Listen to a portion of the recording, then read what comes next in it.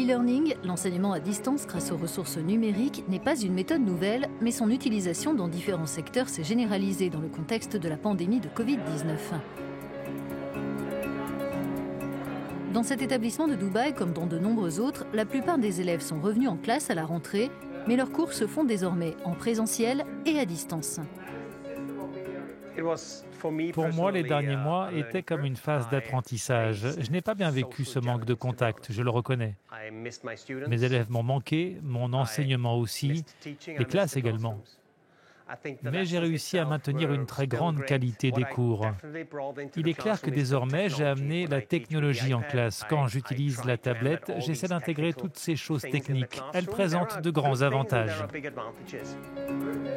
Dans de nombreuses écoles des Émirats arabes unis, l'e-learning est une tendance de fond. D'après le ministère émirati de l'Éducation, pour l'année scolaire 2020-2021, 17% des familles ont fait le choix pour leurs enfants de les faire revenir en classe, 83% restant à distance. L'e-learning doit jouer un rôle, mais ce n'est pas la panacée. Dans l'éducation, on dit souvent, c'est la grande nouveauté, c'est ce qu'il nous faut pour résoudre toutes les difficultés. Mais au final, ce n'est pas si efficace. Il faut s'intéresser aux meilleures plateformes, aux meilleurs enseignements et réaliser que certaines pratiques sont meilleures, même au sein de notre groupe, pour apprendre des autres et partager notre expérience dans le monde. Des écoles comme celle-ci, voilà ce que la plupart d'entre nous ont expérimenté. Mais avec la pandémie, l'enseignement est rapidement passé des salles de classe, comme ici, aux sessions virtuelles à la maison pour permettre la distanciation physique. À l'avenir, l'e-learning sera-t-il plus fréquent ou y aura-t-il un retour vers les établissements où enseignants et élèves sont en face-à-face ? Dans certains domaines, l'enseignement mixte en présentiel et en distanciel a déjà montré son efficacité. Ce programme vise à former enseignants et formateurs aux compétences essentielles dans leur métier à l'avenir. On n'a pas attendu la pandémie, mon équipe et moi, pour promouvoir l'idée que l'innovation dans l'éducation ne se résume pas à prendre un contenu et à le mettre en ligne. Il faut aussi être innovant au niveau des programmes, de la pédagogie, des méthodes d'enseignement et de la manière dont on structure un cours et des activités. Au sein de notre académie, on innove en matière de technologie, mais aussi dans la conception de programmes et de méthodes d'évaluation alternatives. Si l'enseignement à distance a été mis en place par mesure de sécurité, beaucoup craignent cette déscolarisation physique. Ce qui m'a plu avec l'enseignement à distance, c'est que je pouvais rester confortablement installé chez moi. Mes amis m'ont beaucoup manqué. Tous les élèves attendaient de savoir quand on pourrait revoir nos camarades.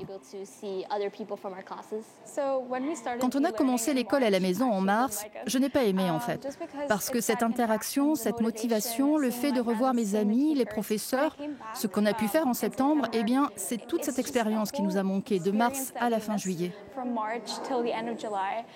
L'école à distance, c'est vraiment plus cool, il y a moins de stress. Grâce à de grandes avancées technologiques, l'e-learning est aussi un business florissant. Évidemment, il s'agit aujourd'hui de la seule solution d'enseignement adaptée à la pandémie. Elle est évolutive, elle a une portée géographique et elle permet de réduire les coûts.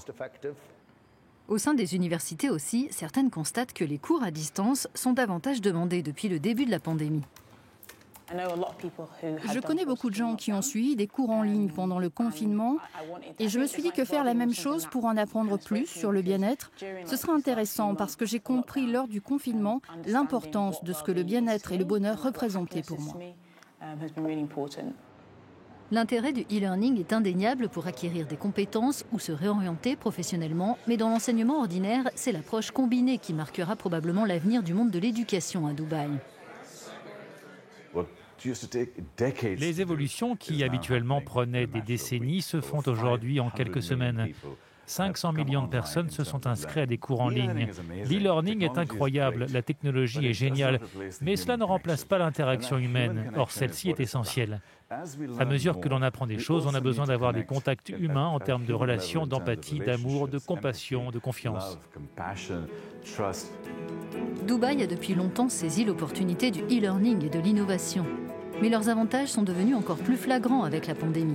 En particulier leur flexibilité qui peut nous aider à relever les défis de l'avenir.